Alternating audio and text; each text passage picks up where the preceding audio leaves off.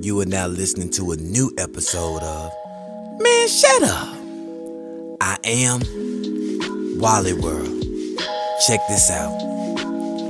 We at episode 11. Once. Feel me?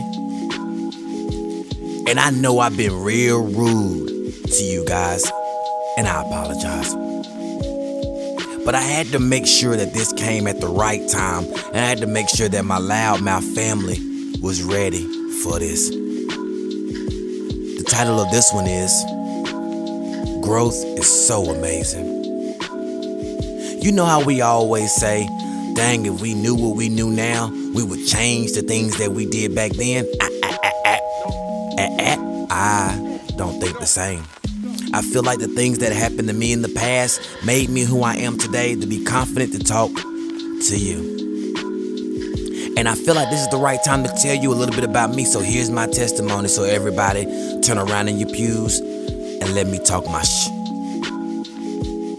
You don't know who I am, so how are you gonna listen to me if I don't tell you who I am, right? Let me tell you some things that I've been through in my life in order for me to become who I am. Let's start from the beginning. As a young lad, I was a very opinionated child. But I also was quiet into myself, but had so many questions, and was that why child, right? But I think that's the Aquarian way. And yes, I am an Aquarius. But that's how I was, and I always wanted to know why things wasn't what they're supposed to be. Or why am I feeling the way I'm feeling? Because I had certain vibes early. And the first vibe that I did not really feel is the connection between me and my father, because hell, let's be honest, he wasn't even there. Every so often he was. And I always want to know why, because when I used to be out in the projects in the hood or to a friend's home, they always had their father around, throwing the football, throwing the basketball, walking with them, talking with them. And I just like, hey, why do I not have that? Because my father was telling me that he was coming, and I had been waiting for 16,000 months. If you get where I'm going. To get yourself together, I'd be there Saturday to only show up yesterday. And I always want to know, did that mean that I wasn't important? Now, due to the fact that I'm his son, I mean, sheesh, there's a lot of things you could talk to me about. But it always went to, you know what, let's rain check this, let's do another time. I promise I got you in the next go round, or shit, I just forget all the way around. And I was heartbroken. I feel like for a little boy, that hurts every man that's in that position. He won't tell you that, but it's the truth. It does crush us. Because that's the first man that lets us know two things: that we're not important and niggas ain't shit. Let's just be honest. Now let's go to my mother. My mother was a single parent that came in and let us all know, hey, I got this. And that's what showed me how strong a woman really is. So I just sat there and observed her. I observed how the way she worked, how the way she cleaned, how the way she moved, how the way she prepared herself. And I said, you know what, if there's anything I can get out of this, is this right here. And if I ever get a wife in my future, that's the way I want it to be. Again, ladies, your son looks at the mother. His expertise comes from a woman first, especially if he's in this position. So don't let no man fool you because he bullshitting around, unless his mama ain't shit. But we're not gonna go there. I'm talking about my mama. And my mama was always on her P's and Q's when she could, with the stuff that she had. We didn't have everything. No, we didn't have the Jordans when they came out. No, we damn sure didn't ask for them neither, because we knew our circumstances. So yes, I was the boy with the glasses, with the Medicaid glasses with the bar across the top, hitting my Steve Urkel. And yes, I got picked on that from school. But hey, it comes with the territory, right? Understand what this shit right here. But what I also recognize is that when I asked my questions to my mom had a choice. Did she want to deal with my emotions and my questions, or did she just want to show me what we had in the house is what she did, and that should suffice for everything. And I'm not knocking my mom for that, but she had a choice to make. So it was important to have all my siblings and everything to know that we have a house, a roof over our head, and clothes on our back and food on the table. But it's kind of difficult as a boy trying to explain to or ask your mom, how I do a boy feel like this when she's a woman? You already know you're an outcast, and that's what I felt like at the beginning. I felt like, why do I feel this way, and why do that man don't want me around? And so we try to just put these images in our head to try to make excuses for the same person that forgot about you for the past 3 weekends. That sucks. And finally your mom gets upset and frustrated because I have to realize that she's going through those same things too. And she can't be the person to tell me the real, because she doesn't want me to take her frustrations out on him and use it against him and get my own idea. So she had to just be quiet sometimes, but it crushed me as well, because my mom was afraid to tell me the real. Until one day she just said fuck it, and she just showed me the child support checks that he claimed he was bringing. Or go to the mail and see if it's in there anyway, and it wouldn't be there at all. And she would just tell me the just blatant truth, which crushed me even more. But you know what? Truth hurts. But I didn't know that as a kid. So at that point, I recognized that, hey, I'm not gonna be understood in here. I learned that early. I also understood when questions are too deep for a woman, they are gonna either ignore that shit or they're gonna move it to something else, which crushed me some more. And that fire inside, it never dies. It just spills up. So while you're being picked on in school for the stuff that you have, that's the best that your mom can give, and your father's not coming around, and your mother's not answering any questions, can you imagine how much that is in your head and in your heart and in your mind? Early. But it comes to a point where you get tired of that shit as well. And so you start being very opinionated, very aggressive. You start lashing out and doing things for the attention. Because I was a very smart kid, but it was times where I wouldn't do work just on purpose. Or my mama had to come out there to the school and he just wanted me to show that she cared. And that was fucked up, but that's the only way I knew I could express it. And I would be around guys in the hood, and then I end up building friends, and I just want to show them that, yo, I'm your friend, yo, like, I care. Because that's what I felt I wasn't getting on my end. So I always overcompensated to try to show people, hey, I'm loyal, hey, I got your back. And some of these people that's in my life now should be able to relate. I've never, ever had to down them when they needed me. And that was because I just felt like I didn't get the same thing in return in my life. I felt like I had got dealt a bad hand. So I put that same energy into my sister, and I wanted to be protective and show that you don't have to feel the way your brother feel. I didn't let nothing happen to her. But I had so much expertise in women, from my grandma, my sister, my mother, that I observed all of them, and I said I have to model this woman off of the good qualities of what they have, and maybe one day in life a woman would love me. That was early in the game. Boy, was I wrong. Because I recognized that people don't learn like that. I had a relationship at the beginning. You know how it is for your first love. You just in love. You just googly eyed at some woman who took the time to really, really be into you.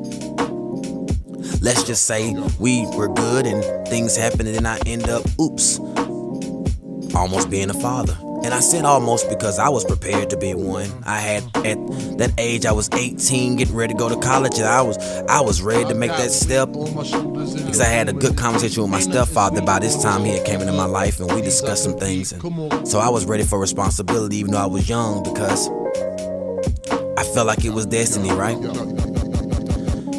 Only for that not to happen. Let's just say that there's no child here. I'll let you think about what happened in between those times where a child can just not be here, and I'm not in prison. And she's not neither. That crushed me. That was early in the game. I'm 18 years old. I still felt like I'm not important, or I'm not worthy of a responsibility, or I'm not worthy of loving something so bad. I didn't understand it. Why everybody was saying it may be a blessing, I thought it was a curse, because my life was like that. Only to have that same woman down the line dip and leave and go to a person that she had told me that she was happy to be done with. The irony, right? So at that point, I had been dissed by females and I had been hurt by so many people. But by the time I turned 20, I was crushed. I was through. I didn't know what to do. So even though I was in that relationship at that time, I was not there. And I apologize. For me to go to another woman that I just knew that I was prepared for and stop my life for, by the way. That lady needed to finish college, but she was in a predicament where she was at an apartment with a roommate of hers that she was tired of being in, but she didn't want to come all the way back home. So guess who was the savior on the stick? Hello, it's I. I left my friends, I left my family, moved to this whole city by myself and got another job just to help her out. Now mind you, everybody's smiling when you're doing good for them, believe that. And she also knew my heartbreak and knew my pain, but I guess it doesn't matter again when somebody is getting what they want, right? And remember, your father is still at this point in your life just still bullshitting you. Still on that same deal like you're 8. I'll come through when I can, I'll see you when I will, and I might forget it, who cares? My mom now know that I'm a man, she cannot understand me whatsoever, so we did bump heads. Made me feel like I really am not loved at this point, I'm just a mistake. I battled with that for a long time, and then I had friends where I had certain friends that I was connecting with, and some others that I thought that were friends ended up being quick associates. Those were the ones that I felt like maybe being jealous with me sometimes and hated, and sometimes they just misunderstood me as well. But hey, who cares, right? No one cares about the guy's feelings. That's what I was thinking at the age of 20 years old. I had people that I would allow in my home to stay, drink, do whatever, chill, and these same people had problems with me in my own house. It's crazy. But that wouldn't be the moment right then where I observed another woman and my cousin, and she told me some things on the other end. And I had another cousin as well, another female that showed me. So majority of my life, I've been learning from females all my life. I've been learning how to love them, take care of them. I've been learning how to live with them all my life. Humans are social animals. And I recognized that at one moment that I recognized that men love as hard or more than a woman does. But it's misunderstood for some reason. It's better to have real solitude all night. So again, I'm just in this world at 20 years old, 21 years old, finally living life and going to clubs and finding myself being in places that I just felt like I did not want to go. But I just did it because of the loyalty of my friends sometimes and wanted to show them that I got their back. But the whole time I was empty. I didn't know where I stood. I look back at some of the pictures of these same club events and I can see it where the picture is worth 1,000 words and I am in a blank stare in about over half of those pictures. Because I think my mind was gone as well. And I think the flash caught it. Because all I did was just want to go through life and just want to be loved. I didn't care about love languages. Who the fuck knew what love languages was back then? It was just one simple thing to do, is just love me the way that you want to be loved. Treat me the way you want to be treated. Those were some of the oldest things and the oldest hymns in the book that I feel like I wasn't properly getting or being misunderstood for. Just afraid they'd abandon you. But growth is so amazing. But it's a sure hard journey to get there. You distanced yourself from Now as I fast forward and I'm with this young lady and I moved together so she can finish school and we can do what we have to do, and I traded everything in, only down the line for her family to on a phone call late at night while they think I'm asleep to tell me that I don't think he's the best image of being with you. And now to find her secretively trying to move out and try to move out of an apartment with the lease still attached, all because of what her family image thought. It's amazing how they love you when you're doing something, but then when they don't feel the same, they want you gone. And to tell that same woman, I think I know you're moving away, but just let me know and communicate with me so we can figure this out, to only lie and say, no, that's not the case. But it really was. I was about to be left assed out with this lease in my name and be fucked up, huh? This is early in the game, though. I'm in my early 20s. At this point, I am truly, truly crushed. I didn't know what to do. I felt like I wasn't loved properly. I felt like I had a side of my family that didn't even check on me. The same family where the same person was saying they were gonna get me, and I'm still waiting on them to come.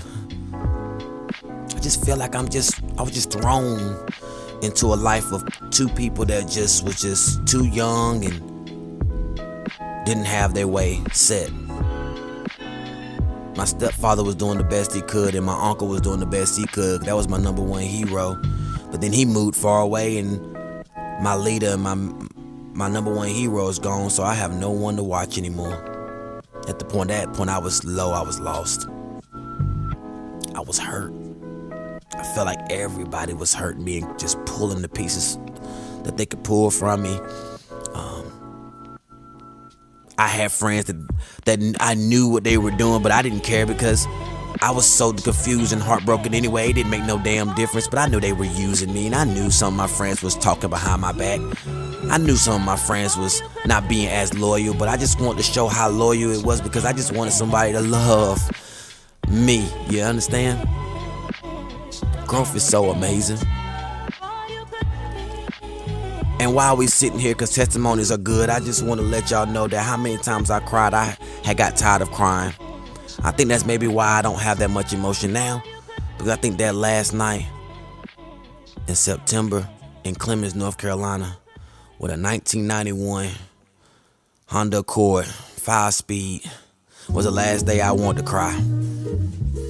I jumped in my car after that same woman told me that everybody's gonna run over you because you easy to be ran over. And I remember those times back being young when the girls say you just too nice, and I never knew what that meant. All the way down to my friends talking behind my back sometimes. I just felt like all hope was lost. So I went and I just sat on the living room floor and I just wrote down everything, my will. I wrote down everything that I wanted to give away to people. And most of those people were the ones that I knew that were against me, that didn't love me, that only temporarily tolerated me. And I was still willing to give to my last day. And I jumped in that car, not before I took the 4 Vicodin pills and the sleep aids. And I'm allergic to Vicodin, by the way. And chased that with half a bottle of Everclear that we had in the refrigerator. And I jumped in that car and I drove down the main strip of Clemens, North Carolina, going 80 miles per hour. And as I drove going 80 miles per hour, I rode, and the last thing I remember was a light. And at that light, I just seen a bright light and I was done for. Only to wake up well over 5 hours later in a ditch with my car flipped to the side and a bumper knocked off, and my passenger rearview mirror gone, and an elbow bruise, and the morning sunlight shining through. And no one had called the police. No one even knew I was probably in this ditch. Every so often I ride to Clemens and I go right to that area just to see where my life could have ended. I was ready to go. I felt like there was no point of being here. There was no point of showing love. And I think I found out what Jesus felt like before he was nailed on the cross. I was at the lowest of my lows early in my 20s, but I knew something had to change. And growth had to be around the corner. I even felt bad after I came back out of that and got my car situated. A man yanked me out and showed me where I can get my car fixed, and while I was at the tail end of my relationship, I was fixing my damn car. So I had to walk to work. 4 o'clock in the morning. Because back then temporary jobs wouldn't allow your ass to be off. I don't care if you died, bring your ass to work. So with all this pain in my heart, it didn't matter. I still had things to do, so could have been bitter, right? Like some of these females, couldn't I? But I wasn't.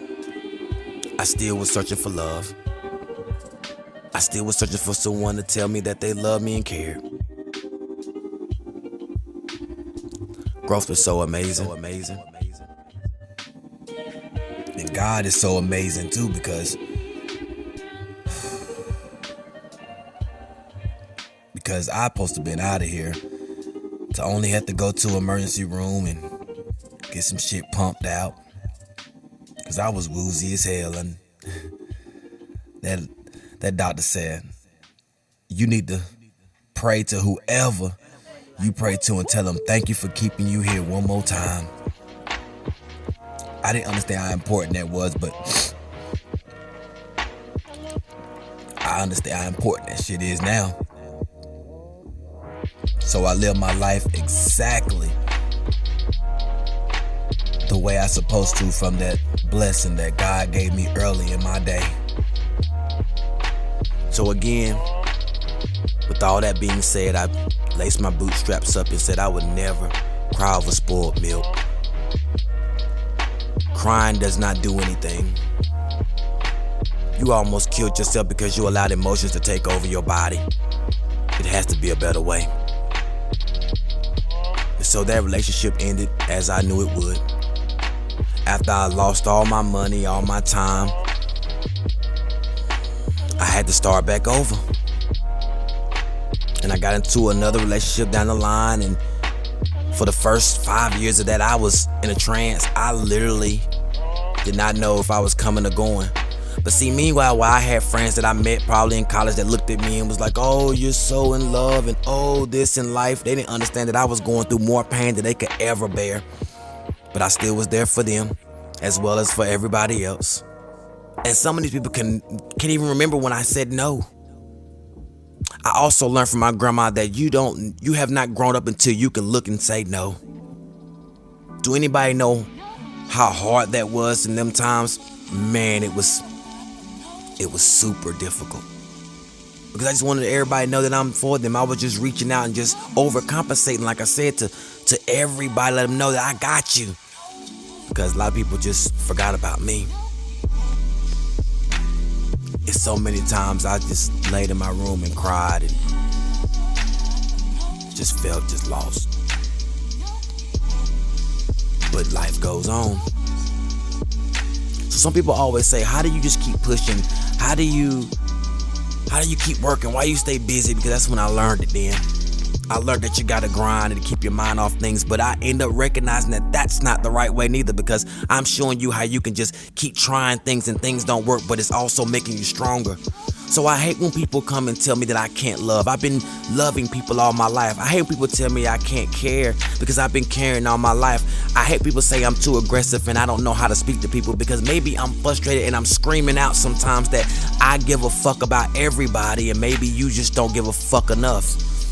That's what I thought at one time. You see how the way that passion can come out, but I'm well over that. So I say that because a man is talking with aggression and he's loud does not mean he's upset. Sometimes he's vulnerable. Sometimes he's hurt. If you're not gonna be a person that's willing to look and heal it, then get the fuck out the way. Nobody wants your opinions, because that's how I was back then. But I also knew inside that I had to fix it and I didn't know how or where to start. These same people were still doing these same things as mentioned, and I had to just completely remove myself, and I had to back away and find out where do I start on my own, and I found out that it was counseling. Growth is so amazing. And once my grandma that really showed me the ropes passed away, I literally couldn't have told you what I did at work, where did I went, what did I drink, who was I around for a whole year and a half. That was just out of 2017. But those same people that were around me can tell me that they know I was there for them, right? And that's just normally how I went because I've never changed the core of me.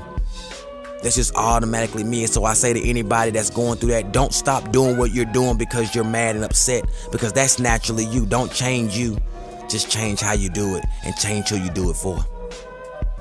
And with me going to counseling, which was the best thing, so I advise anybody to go, that I learned that sometimes you got to step away and dust yourself off and come with a better plan, because having that same plan is going to make you deeper and deeper in the hole. I'm not always perfect. I lashed out and did some things in my past that I wish I couldn't have. I felt like no woman loved me, so I ended up going out here and lusting for other women. I did that. But nobody understands why. They just see the lusting of you being who you are instead of understanding that there's a cause and effect for everything. There's a root cause to everything. No one gave a fuck because they was ready to point the finger at me. How many of you that are listening to this that know me have said you, your fault to me? Think about it. And I probably never said how much it is yours because that's not my makeup. Now let's get to the growth part real fast because it's really quick. I understood that I gotta have boundaries. I understood that I don't care about what no woman's opinion is unless I know of my own self. Self-worth and self-know taught love is the main thing. She can't do nothing for me until I'm really do it myself. And if you are a leader and a man, you will lead yourself to the right pastures. You have to now hold yourself accountable. And you can't be a victim to everything. Because some people are hurt, and hurt people no matter how beautiful they are or how handsome they are. There's a lot of things that they have to fix in their life that they're not willing to fix right now. But I realize that some people that have the biggest opinions. But that's not nothing to do with you. And always smile because there's a higher power that's always guiding you along the way. So even though you may not know why, that's not your job. You allow them to be them. And you observe from afar. And the ones who really love you and understand what your trials and tribulations and what you've been through, they'll even make it their business to love you more. And the ones who won't, they don't. And you can kick them to ass to the curb. And to the ones who want to blame me in life on everything, I want to say this with nice sweetness with this. Fuck you. Because I've been through enough in my life and I still came out on top. Let me tell you about me because growth is amazing. Growth is so amazing. And if you are not there yet, you will get there. Find what's up with you first. Remove yourself from these people because they had time to help you help yourself and they didn't, so they're not. You will find out that those people are wanting you to help them and still don't give a fuck about you. That's life. So don't trip it out. Don't stress. I'm saying it from a person that had his last days crying at 22, 23 years old. Until my grandma passed. That was the last time you'll catch that. My voice is a little cracky right now, but it is what it is. But